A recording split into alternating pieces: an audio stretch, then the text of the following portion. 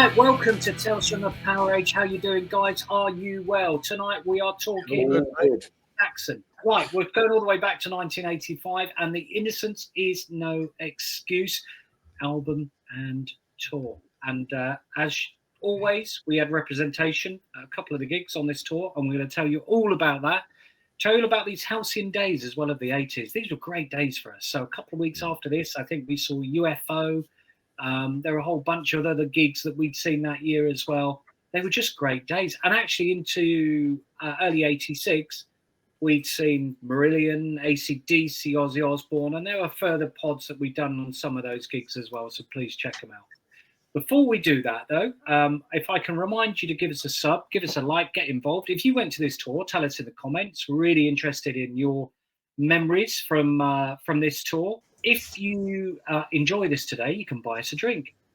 And please give generously, because times are hard and we need all the help we can get. So if you want to buy us a drink, we'd love that. So we're going to go to the singles first. It's the first time we were introduced to the young lady that would eventually appear on the album, which I think we've got, a few of us have got that. So yeah, it was, it was in the era of the extended version. So as it turns out, this is actually, rather than just a crappy Van Halen extended version where they just chopped the master tape, there was extra bits that they actually played, including a bloody brilliant drumming drum bill. Yeah, which totally, I prefer this version because of that. So yeah, this extended version's cool, and then it's got Live Fast, Die Young, and then Back on the Street 7-inch version. This one we may see at a later date. I got signed on the next tour with the new bass player. There's young Biff down there, so that's pretty cool. Not many singles off this album, because the next one was, to my earlier point, a ridiculously sad club mix, which is unlistenable in my opinion. It's brilliant. I loved it. Really? Yeah, but don't forget. Samo always loves a club mix. I think he loves the cover. It was different. It was like nothing I'd heard. Have you ever played it, Jam? Yeah, it's hilarious. It's really good. That's hilarious. It's Back on the Streets, and I love that tune. I love the track. It's brilliant. Now, wasn't there a picture disc for Back on the Streets with an apple? Yes. Yes, there was. Yeah, good shout. Yeah, I think I might have had it back in the day, but I'm pretty sure that friend of the pod, Mr. Picture Disc, had it. Shantrax McManus. Yeah, he might have done. He's got all the picture discs, so I'd say. And then completely randomly, and I'm still trying to get my head around this, when they had Rock the Nations, the next album, they released a single off this album, as well as 3 off that album. Why? Why wouldn't they just pick another one off the other album? Anyway, it doesn't matter. At least I've got to say, what a fantastic B-side to Rock and Roll Gypsy. Krakatoa is superb. How that didn't get onto the album, I don't know. It's brilliant. Right, that's the poster, which is pretty cool. Yeah, eagle, nice.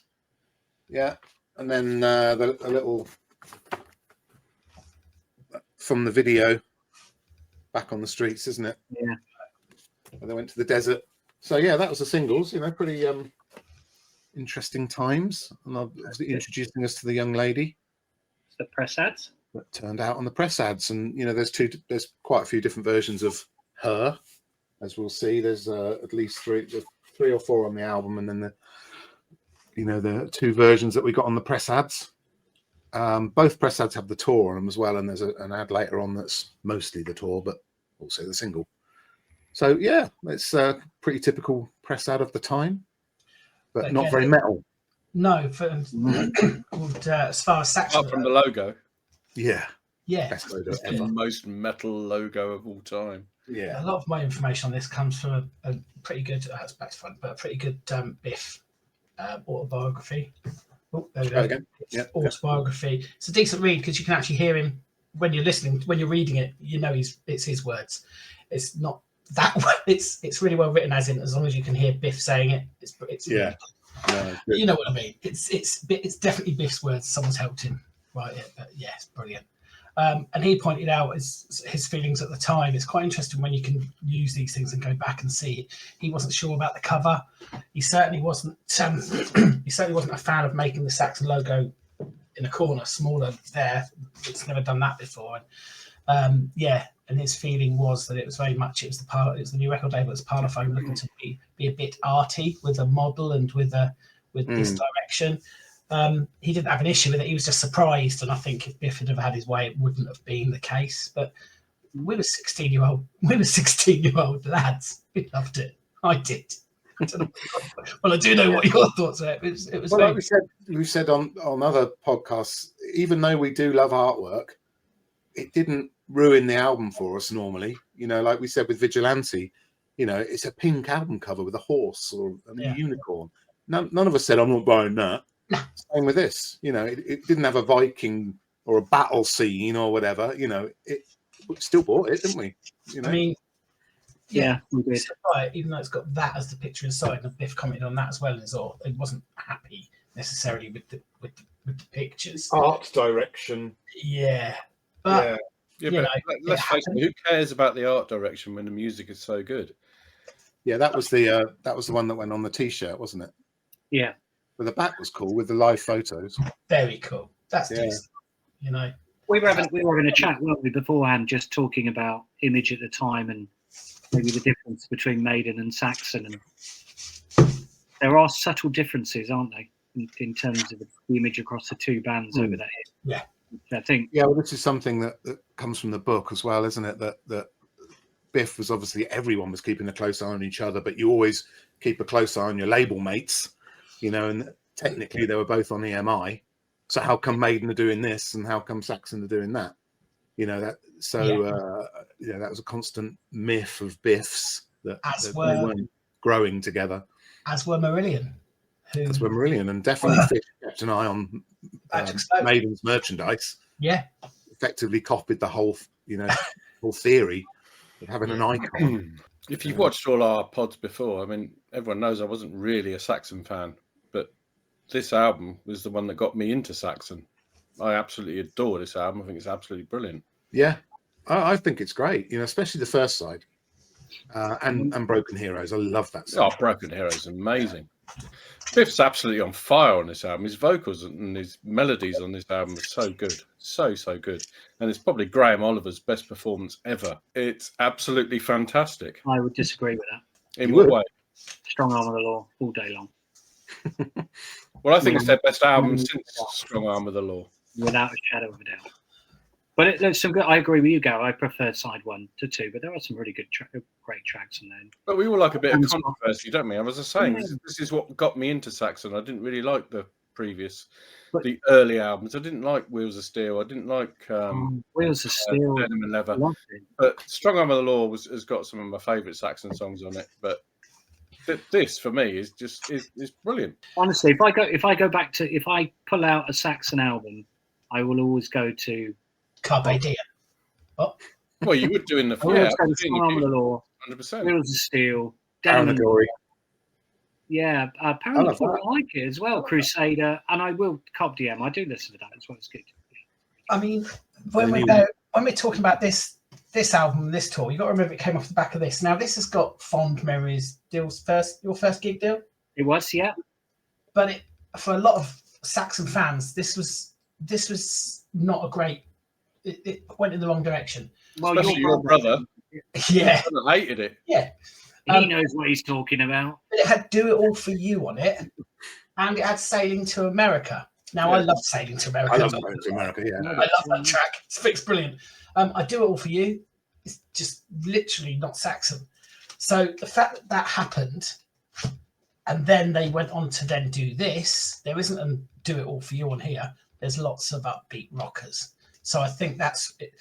The press, as far as the press are concerned, it was welcomed. It was very welcomed. It was almost a coming of age type album. They was like, these are the new wave of British heavy metal, Saxon. Oh, actually, we thought they were going down one route with the Crusader and the trying to break America thing, but hold on a minute, what's this record? And it got really good. It got good reviews. When I listened to it, as far as I was concerned, it feels like when you listen to it, they're writing songs that they know they can play live and that will go down well live. Yeah. I mean, a lot of singbacks, Gonna Shout, a lot of singbacks available. And they played most of these songs out on the road at different gigs over the next few months. And when you know a band of literally just picking 2 or 3 songs or 4 songs or 5 and not doing the rest of it, you know that a band are comfortable with the with the quality of it. That's obviously the way, isn't it? Right. So we've mentioned Maiden and Saxon. We shouldn't be comparing the two, but I will a little bit just on this one. So we think Power Slave was released about a year earlier, and this was released. Was this September, October '85? I don't know for sure. Yeah, around about then. Yeah. It was just over a year after Power Slave. And by comparison, this is where the bands were starting to, because they were playing similar venues in the UK, right? So they were playing all the same venues: Hammersmith Odeon, Oxford Apollo, Bradford, Leicester, Ipswich, etc. All those types of venues, they were playing the same places. Maiden's Power Slave went to number 2 in the UK, and this went to number 36. Right. Now, we like the records, but if you go back to the time and think about, because you forget, all the polls in Kerrang and everything else, Maiden somehow, and again, we were talking about this earlier, maybe around the theme with Eddie and everything else and brilliant management, somehow had managed to capture the imagination of the youth, and not just us guys, because we were loyal to all of these bands, right? Yeah. But they'd gone way beyond that, and that was shown out, and that's when they sort of started getting above and beyond that. And I think Saxon toured the US on this tour as well, didn't they? And was it Heavy Petting? We did an interview with Gary Moat, and I think he was talking about the touring with Saxon. I think it might have been '85, maybe the year after. But either way, they were given that opportunity, but they didn't get to the level that Maiden did because of the management and marketing of the band potentially. No, exactly. But as far as this album's concerned, it actually came through, and it came out of the streets. The thing is, Back on the Streets was an amazing lead single. They hadn't been anywhere, but I think everyone took on board that we haven't been anywhere, but perhaps we've dipped a bit. We're back on the streets. Come on. And even though that's a great commercial tune as well, great rock track. Biff, again, sorry, from his autobiography, he thought that should be opening the record up. He said it should have opened up the record rather than a ballad. I love that, Biff. No, I love Rocking Again, though. I love that he refers to Rocking Again as a ballad, because that's brilliant. It's just like, it's a bit slower. No, that's it. I was going to say that. None of the slow songs are soppy, because Devil Rides Out's quite slow, but Broken Heroes is tragic. Yeah, it's not. It's been called a ballad, but it's not a ballad, is it? It's not. I'll do it all for you, is it? It's very reckoning. The lyrical content of that song is heartbreaking, and live even more so because it goes on even longer. Yeah, I'll be honest. I didn't appreciate back then. I didn't appreciate Broken Heroes. I didn't hate it. It was fine. But I didn't. Over time, it really grew. I think as you mature and as you get older and things happen in this world, it's it's fantastic, and live it really hits the spot. But as far as the album's concerned, the highlights, we often say, "What are your highlights, Jam?" Well, I'm saying it now. But for me, it basically was the attitude and the fact that they were back on the streets. They bought these songs. They bought the songs that were going to sound live. They were going to sound great live. We all bought the album. We all loved it. We then got our tickets. They're playing Oxford Apollo again. I mean, how cool. We get to go Oxford Apollo, get down the front. We'll come on to that shortly. Sorry, I'm going ahead of myself. But yeah, for me, it was a big thumbs up, this record. I really liked it. Right, yeah, so back on the same theme. It could have gone on the other page, to be fair, but it was more tour than it was 12-inch. There we go, another brilliant UK tour. Yeah. Gotta love the guys. With proper venues. Am I being blind? I can't see Oxford Apollo on that. Bloody right, it's not on there. I can't see it because I've only got a blue screen. There was Oxford. Do you know what? This has given me a memory. Maybe Oxford was announced a little bit later. Maybe it was like a lastminute.com. We were there. We got the tickets. I know. It was the 16th. You don't have to include this, but is it on those? No, it's a good shout. I think you should leave it in. That's ridiculous. No, is Oxford on those? No. Do you know what? I remember that. Maybe they announced us afterwards because Oxford will be an awesome venue. It was a late edition, and it was the 16th of September. Yeah, it was 16th. They piled it in between Birmingham and Ipswich. Yeah. No. Well spotted, dude. It's right there. So this was the sheet that came with the programme. Yeah. Hence the same background. Subtle. Well, there you go. So I'm guessing Russ Abbott must have cancelled for the night, Oxford Apollo, and Saxon swerved in and took the spot. At that time, what do? Phone up a metal band. Exactly. But there's the point. That tried and trusted road trip of theatres across the UK in the mid-80s was tried and tested with many bands, wasn't it? Completely brilliant. Yeah. And the bottom line was Oxford was the hotbed of heavy metal and rock in the 80s. Well, it certainly was in 84, 85, 86, 87, wasn't it? It went on to sport. It went on to sport number one rock channel. Anyway, on the bombshell, there's the proof. Oxford wasn't advertised. Let's have a look at the tickets. And I think that's yours, Gav, isn't it, on that picture? It certainly is. Down the front we were. There you go. Look, we were five away from each other. There you but go. these guys would have been in between. Just don't keep their tickets. Beat 15. Monday is maybe Monday. Jesus. Metal Monday. Yeah. Metal Monday, yeah. There's nothing on the back. No. Come on, Dad. Take us to a metal gig on Monday. Oh, all right then. And the support that night was from Germany, if I'm not mistaken. Pretty Maids. If you thought Saxon had some challenges around show the front again, Dill.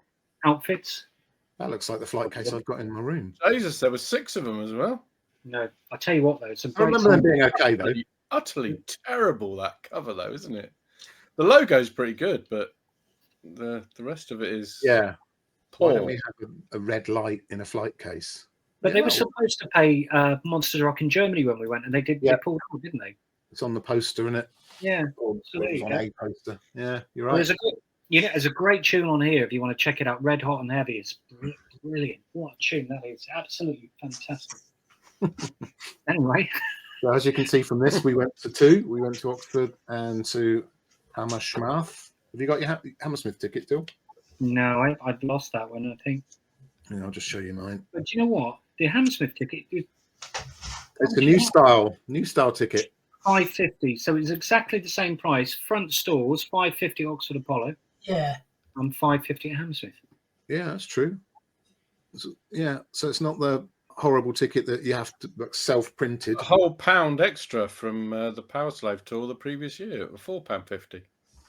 And to put that in context, we were going to football at the time, and it was about £1 to get in, wasn't it? I think if you went in the Oslo Road, and that's $5.50. Oslo Road. Never went in the Oslo Road, mate. I went in the Oslo Road and walked into the London Road. It was only £1 to get in the Oslo Road, unless you had a London Road card. You could get anyway. The programme's pretty good as well. We were just looking at that earlier. I think me and Jam got it for sure. Yeah. And Dill. I mentioned it earlier that it's like a 12-inch. Yeah.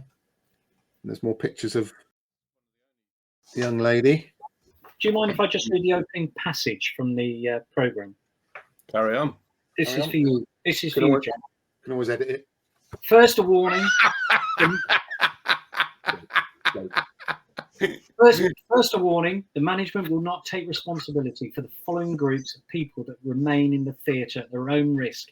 People with a nervous disposition, anyone likely to have a heart attack or baby in the next 3 hours, those who prefer plastic to very, very weighty metal, persons with a sensitive hearing or allergies to bright lights, i.e. Barry Manilow fans.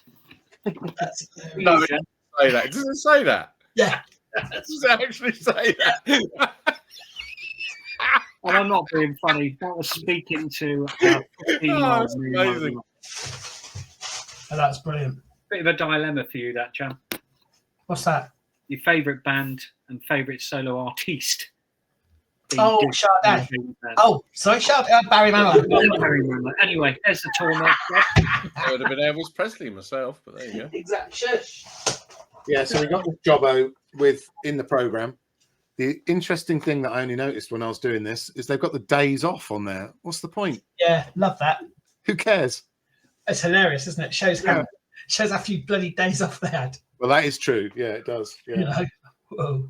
And then the merch sheet, as you can see on the thing there, but it was basically three t-shirt designs, wristband, pin, one of those kamikaze headbands, I think they called them at the time.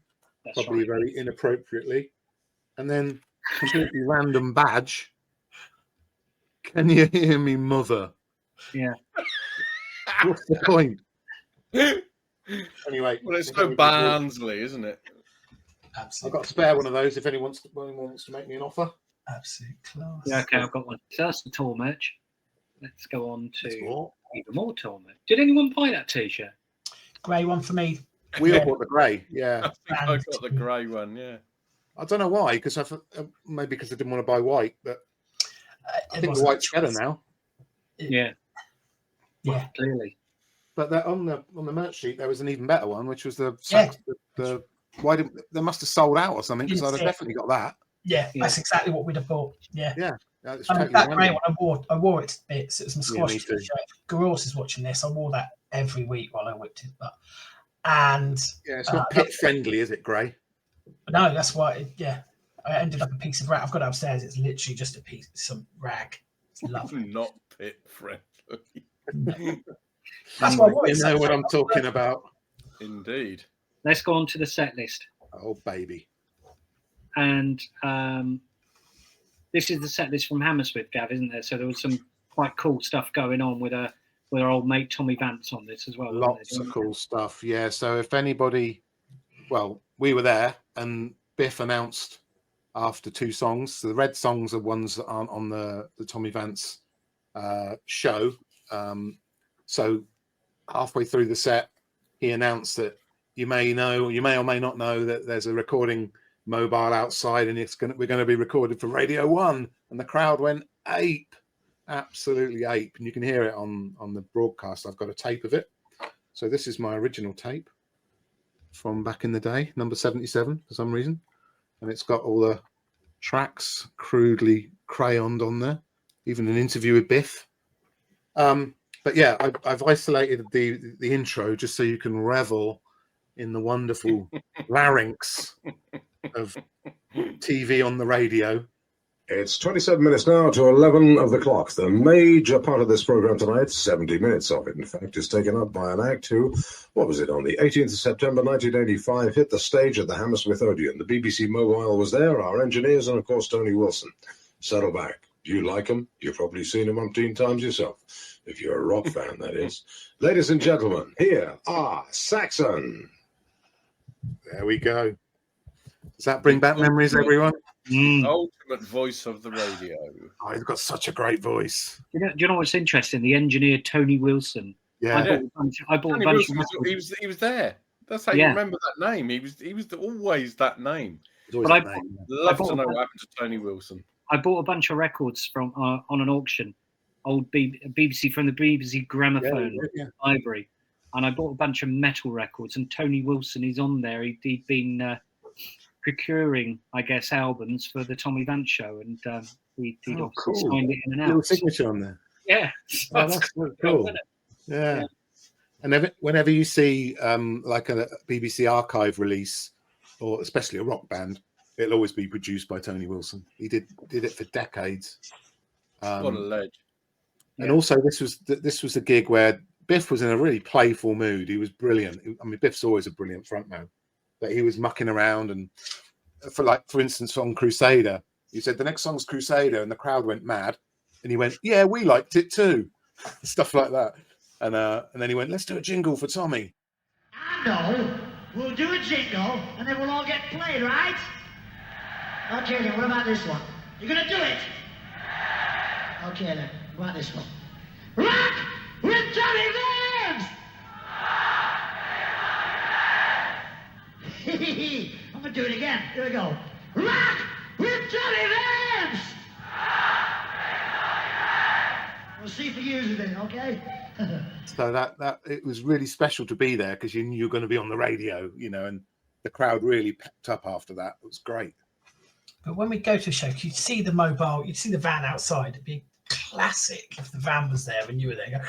I love that, yeah. When's it going to be on? When's it going to be on? For weeks. When's it going to be on? Classic. These days they don't need that. They can do it all through the desk and what have you. But years ago, it was a physical truck with leads coming out the backstage door kind of thing. But this was September, according to I don't know if you can see that, but it was October when they actually broadcast it. So not long after. Good turnaround. That's good. And the other thing is, he brought out the young lady. Brought out the lady on stage, so that went down well with with the fans. But we did when we used to go, because we used to get to go to Oxford, and we go to Oxford, then we go to Hammersmith. Hammersmith Oxford felt brilliant because it was always that bit smaller, and it was like when we were there, it was our place. But all the bands that played Hammersmith always seemed to get so up for Hammersmith, didn't they? Yeah. It almost made it. At Oxford would be down the front because they'd take the front few seat rows out, and we'd go mental. Yeah. And at Hammy-O, the great thing was you go to Hammy-O knowing that you're not necessarily going to be down the front in a mosh. You're going to be stood back and you're going to watch the show when you're not banging your head too much and jumping up and down. But it'd be more of what I'm going to take in the show.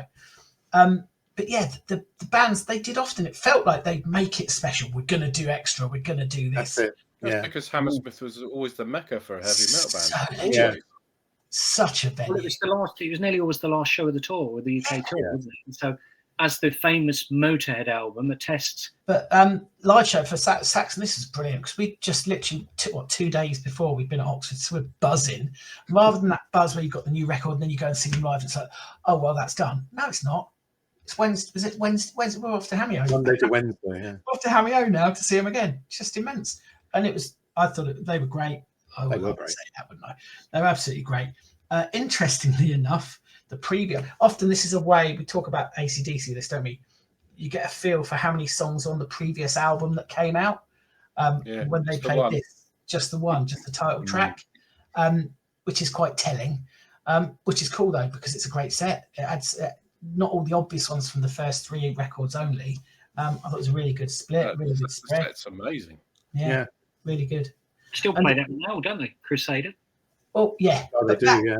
Back then when we used to see them quite a bit, and it always felt to me like you'd always get my 2 favourite songs at the time.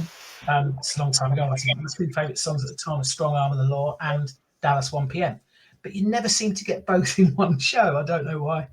And on this particular night, it's Dallas 1 PM. It's brilliant. It's one of those songs when I see that live, it just sends a chill through me. And Motorcycle Man. That's my favourite song off the first 4 Saxon album. And we always used to go on about this town rocks, didn't we? Because of the drumming. That's certainly me and you, Gav. Yeah. Brilliant. Okay, cool. That's the set list. Some videos, I think, or it was before DVDs, wasn't it? Yeah, this has been out in various different ways. I don't think I didn't get this. Did you get this, Jam? Yeah, but not. I got it after. I didn't get it at the time because that sleeve. Yeah. Okay. I think I bought it like 10 off. I bought it for like £1, like 20 years later or something. All right. I got this one. Yeah, I got that as well, the DVD. Which has got actually, it's bloody great because it's got the Innocence tour, and then something that all of us grew up on, which was the Nottingham Power and the Glory, which is so brilliant. It's so brilliant. So have these together on a DVD. Sure, you can pick it up for a couple of quid. Recommend it. Yeah, that was a good value one, and that Nottingham show from the Power and the Glory tour, again for me, I think that's probably one of the reasons why it instilled Saxon in me from that early age. Yeah. That's then stayed with me for 40 plus years because that video was brilliant. It was just great. So we spoke about the Biffisms earlier. There's so many Biffisms that have followed us for the last 40 odd years, and we still quote them now. We could be out having a beer and we will put out a, there's 40,000 watts near, that, don't you? Or I want to see people dying from exhaustion. You're just going to just bring them out. Rock with Tommy. If I say rock with Tommy Vance, I'm in a bar. I know that Gappiosson's going to come back with that. They're just going to cheer it back. It just happened. And you can just throw that out. And we still. And the Nobby Dobson one came from that Power and the Glory. Don't tell them about the pedals, Steve. Yeah. First time the intro to Eagles Landed. Yeah. First time he's abused them. It's the first time he's used them. It's the first time he's abused them. Great. Anyway. Great. Before we make it a 90-minute episode. Those were the days. So let's go on to what came next. Yeah, so I think this was another kind of compensating for the last album, as this was for Crusader, getting a bit heavier and a bit more direct and production a bit heavier. This was, again, let's make it completely stripped down and let's go back to our old imagery, to Jam's point earlier. Didn't want a bird and an apple. He wanted a load of rock fans at a massive concert with all the nation's flags waving, and the same guy who did Crusader did this, I believe. You know, so they went back to the same studios where they brilliant cover, but not such a great album. Yeah, we have mentioned this previously, but yeah, I think it's just the songs, and I hate to say it, this was the first time that Dobby Dobson wasn't writing with Biff. Yeah, and I think it shows a little bit. But you know, still solid, and I think, you know, well, the one after this was the real poppy one, wasn't it? Yeah, Destiny. So that doesn't go with my my theory of overcompensating, because they went back and undercompensated and went poppy again. Yeah, this one was recorded at Whistleord, which is the same one that Def Leppard used, Priest have used it. It's in the middle of nowhere in Holland. But again, with that album, it wasn't the strongest of albums. That's a good way of saying that it wasn't very good. But the tour was great. It was a great tour. It was, yeah.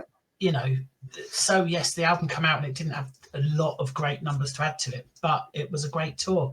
They were still They were still doing it live, even when some of the material wasn't as strong as it had been.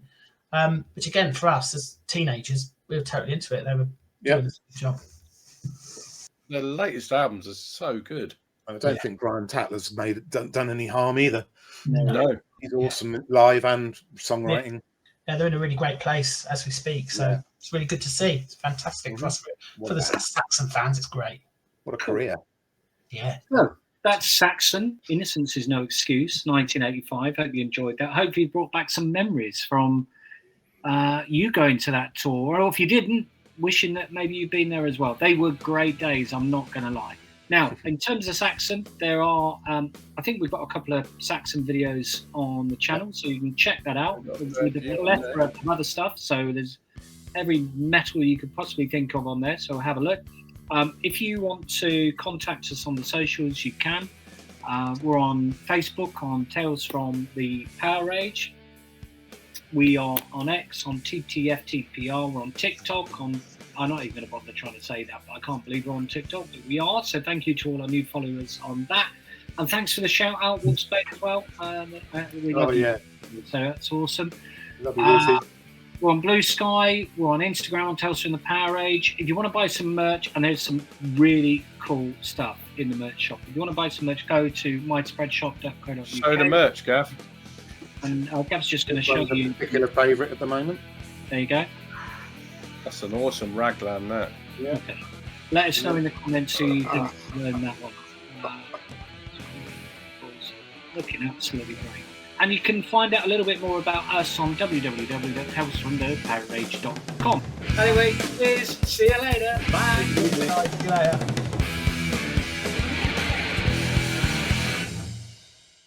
What was that salute, Gabs?